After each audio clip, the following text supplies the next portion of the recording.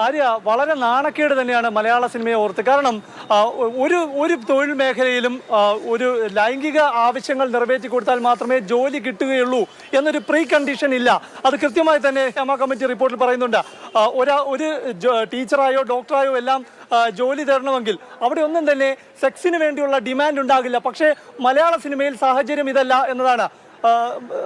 എത്രത്തോളം നാണക്കേടാണ് ഈ റിപ്പോർട്ട് വായിച്ചപ്പോൾ ഈ ഭാഗങ്ങൾ. അതിൽ പ്രത്യേകിച്ച് പറയാണ്, it would be enough if a women prove ability by undergo a test by appearing before an interview. ഒരു ഇന്റർവ്യൂവിൽ അപ്പിയർ ചെയ്ത് കഴിഞ്ഞാൽ ജോലി കിട്ടും. പക്ഷെ സിനിമയിൽ ആ ഒരു സ്ക്രീൻ ടെസ്റ്റ് കൊണ്ട് മാത്രമല്ല കാസ്റ്റിംഗ് കൗച്ച് ഉണ്ടെങ്കിൽ മാത്രമേ തുടർന്ന് പോകാൻ സാധിക്കൂ എന്നതാണ്. എത്രത്തോളം ഗുരുതരം?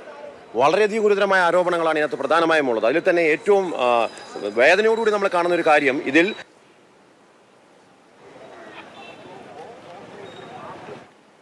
നൽകിയാണ് വിളിക്കുന്നത്.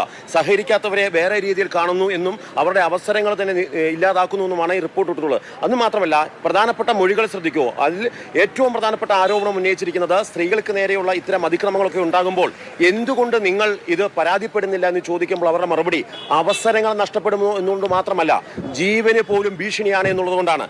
എന്നു മാത്രമല്ല, ഈ റിപ്പോർട്ട് ഹേമ കമ്മിറ്റി റിപ്പോർട്ട് ഇപ്പോൾ പുറത്തു വന്നിട്ടുള്ള 23 പേജുള്ള ഹേമ കമ്മിറ്റി റിപ്പോർട്ട് പുറത്തേക്ക് വരുമ്പോൾ അതിൽ കൃത്യമായി അതിന്റെ മുഖവരിയായി പറയുന്നുണ്ട്, നക്ഷത്രങ്ങളും ചന്ദ്രനുമൊന്നും തിളക്കമുള്ളതാണ്, പക്ഷേ അതൊന്നും വിശ്വസിക്കാൻ കൊള്ളില്ല. ഉപ്പ് പോലും പഞ്ചസാര പോലെയാണ് ഇരിക്കുന്നത്, അത് വിശ്വസിക്കാൻ കൊള്ളില്ല എന്ന തുടക്കത്തോടു കൂടിയാണ് ഈ ഹേമ കമ്മിറ്റി റിപ്പോർട്ട് ആരംഭിക്കുന്നത്. അതിന്റെ അർത്ഥം മലയാള സിനിമയിലെ വൻപൻ താരങ്ങളെ പോലും വിശ്വസിക്കാൻ വേണ്ടി സാധിക്കുന്നില്ല. അത്തരം താരങ്ങൾക്കെതിരെ ഞങ്ങൾ നടപടികളുമായി മുന്നോട്ട് പോകുകയാണെങ്കിൽ, നിയമ നടപടികളുമായി ഞങ്ങൾ മുന്നോട്ട് പോവുകയാണെങ്കിൽ ഞങ്ങൾ ആക്രമിക്കപ്പെടും, ഞങ്ങൾ സൈബർ ആക്രമണത്തിന് ഇരയാകപ്പെടും. അതുകൊണ്ട് ഞങ്ങൾക്ക് ഇത്തരം പരാതികൾ നൽകാൻ സാധിക്കുന്നില്ല എന്ന് നടിമാർ മൊഴി നൽകിയതായിട്ട് ഹേമ കമ്മിറ്റി റിപ്പോർട്ടിൽ പറയുന്നു.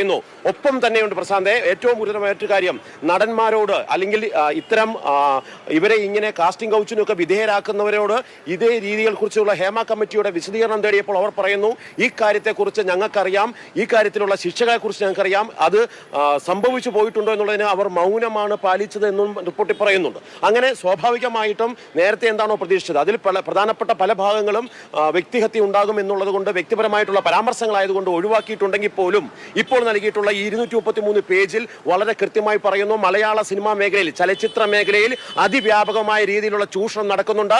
ആ ചൂഷണം തുറന്നുകൊണ്ടേയിരിക്കുന്നു. 2019 സമർപ്പിച്ച റിപ്പോർട്ടിന്മേൽ ഇതുവരെ ഒരു നടപടിയും വന്നിട്ടില്ല എന്നുള്ളതാണ് സൂചിപ്പിക്കുന്നത്.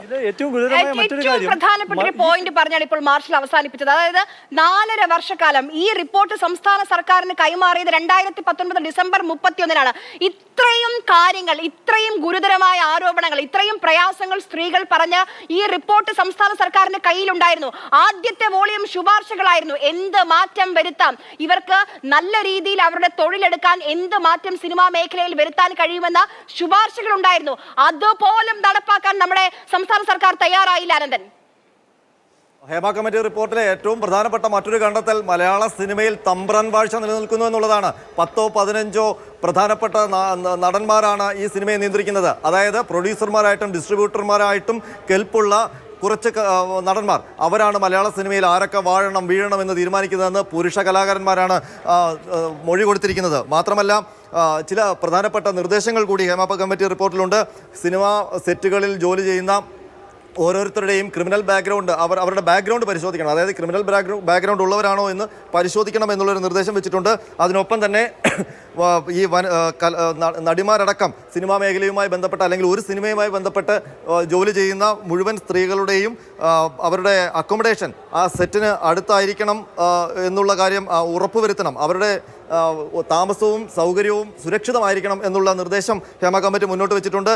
ഏതെങ്കിലും തരത്തിലുള്ള ഒരു ക്രിമിനൽ ഒഫൻസ് ആ സെറ്റിലുണ്ടായാൽ ഉടൻ തന്നെ സമീപത്തുള്ള പോലീസ് സ്റ്റേഷനിൽ അത് റിപ്പോർട്ട് ചെയ്യാനുള്ള നടപടികൾ ഉണ്ടാകണം എന്നുള്ള ഒരു നിർദ്ദേശം കൂടി വെച്ചിട്ടുണ്ട്. അതിനൊപ്പം തന്നെ ഈ സിനിമാ മേഖലയിലെ വേതന ഒരേ ഡിപ്പാർട്ട്മെൻറ്റിൽ ജോലി ചെയ്യുന്നവരിലെ സ്ത്രീ ആയതുകൊണ്ട് മാത്രം വേതനം തുല്യതയില്ലാത്ത അവസ്ഥയും പറയുന്നുണ്ട്. അതായത് ഒരു മേക്കപ്പ് ആർട്ടിസ്റ്റ് സ്ത്രീ ആണെങ്കിൽ അവൾക്ക് മേക്കപ്പ് ആർട്ടിസ്റ്റ് പുരുഷന് ലഭിക്കുന്ന അത്ര വേതനം കിട്ടുന്നില്ല. അവിടെ ഒരു സ്ത്രീ ആയതുകൊണ്ട് മാത്രം ആ വേതനം പൂർണ്ണമായും കൊടുക്കാതെ അവൾക്ക് തുച്ഛമായ വേതനം കൊടുത്ത് അവളെ ഒഴിവാക്കുന്നു എന്നുള്ള കണ്ടെത്തൽ കൂടി.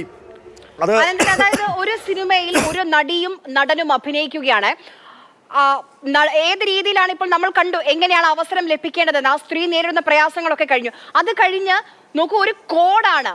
എന്താണ് കോംപ്രമൈസിങ് ആർട്ടിസ്റ്റ്, ഇവർ പറയുന്ന ഇവരുടെ ആവശ്യങ്ങൾക്ക് മുന്നിൽ വഴങ്ങാൻ തയ്യാറാകുന്ന നടിമാർക്ക് പേരിട്ടിരിക്കുകയാണ്, ഒരു കോഡ് പേര് വെച്ചിരിക്കുകയാണ് മലയാള സിനിമ.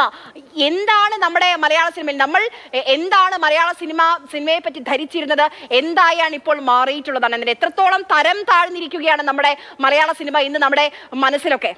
തീർച്ചയായിട്ടും 23ാമത്തെ ഖണ്ഡികയിൽ നേരത്തെ ആര്യ വായിച്ചതാണ്. അതായത് ചില മൊഴികൾ രേഖപ്പെടുത്താൻ ഒരു സ്റ്റെനോഗ്രാഫറെ, വിശ്വസനീയതയുള്ള ഒരു സ്റ്റെനോഗ്രാഫറെ പോലും കിട്ടാത്ത സാഹചര്യത്തിൽ ആ മൊഴികൾ ഞങ്ങൾ സ്വയം, കമ്മീഷൻ അംഗങ്ങൾ തന്നെ സ്വയം ടൈപ്പ് ചെയ്തു എന്ന് പറയുമ്പോൾ എത്രത്തോളം വലിയ വെളിപ്പെടുത്തലുകളാണ് ഈ കമ്മിറ്റിക്ക് മുൻപാകെ ഉണ്ടായതെന്ന് ഓർക്കണം. മാത്രമല്ല ഈ കമ്മിറ്റിയിലെ ഏറ്റവും കാതലായ ഭാഗം ഒന്ന് തന്നെയാണ്. മലയാള സിനിമ നിലനിൽക്കുന്നതിൻ്റെ അടിസ്ഥാനം തന്നെ ലൈംഗിക ചൂഷണമാണ്.